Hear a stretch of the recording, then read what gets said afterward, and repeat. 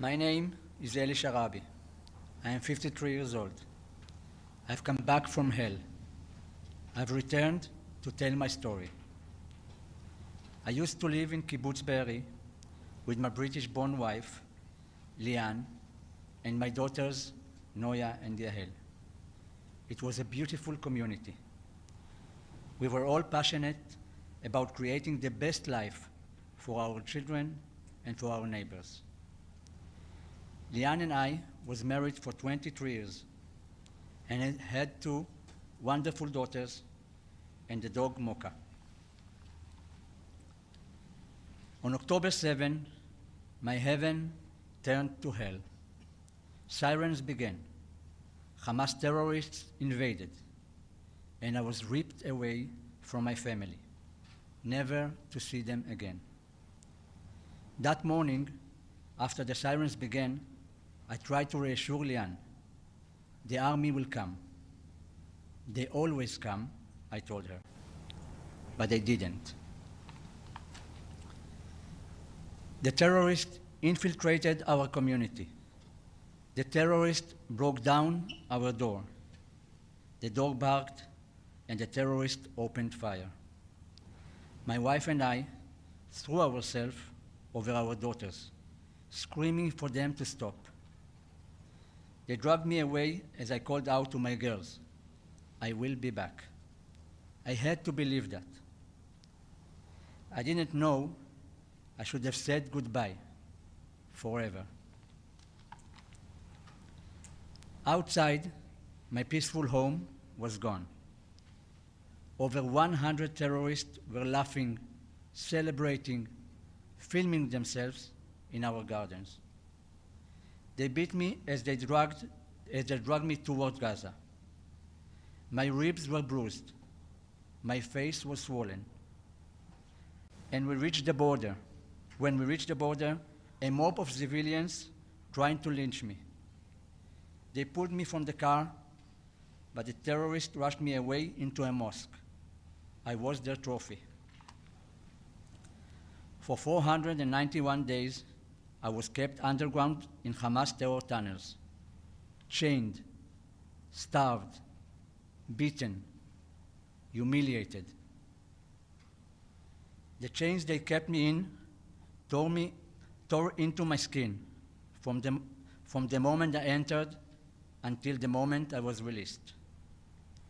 I was given almost no food, no water, and no mercy. I was treated worse than an animal.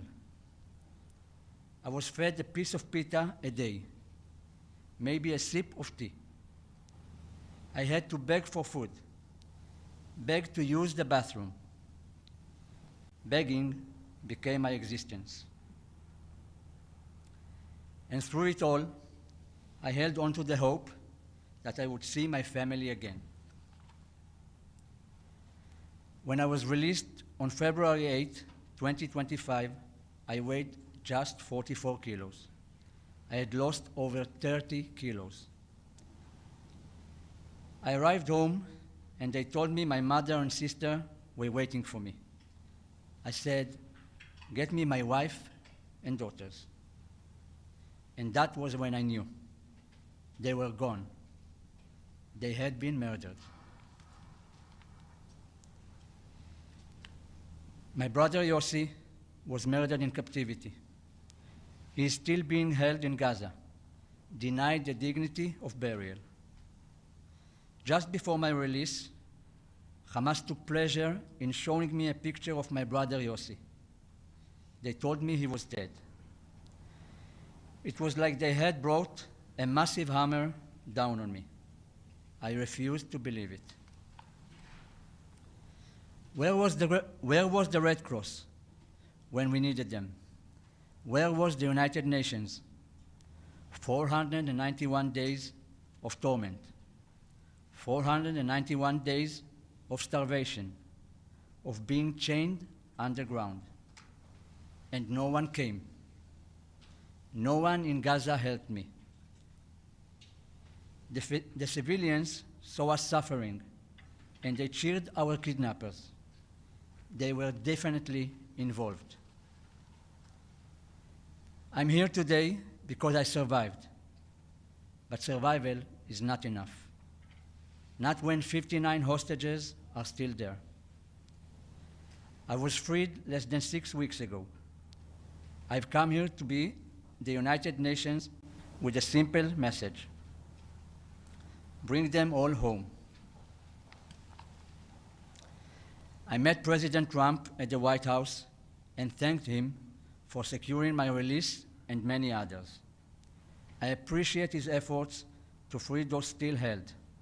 I told him we must bring them all home. I met with Prime Minister Starmer at 10 Downing Street. I told him as well, we must bring them all home. Now, I will stand before the United Nations Security Council to say this. No more excuses. No more delays. No more moral blindness. You cannot claim to stand for humanity and abandon those who are still in hell. I say now to every state, to every person in a position of power, to every person who has listened to me today, bring them all home, now. Thank you.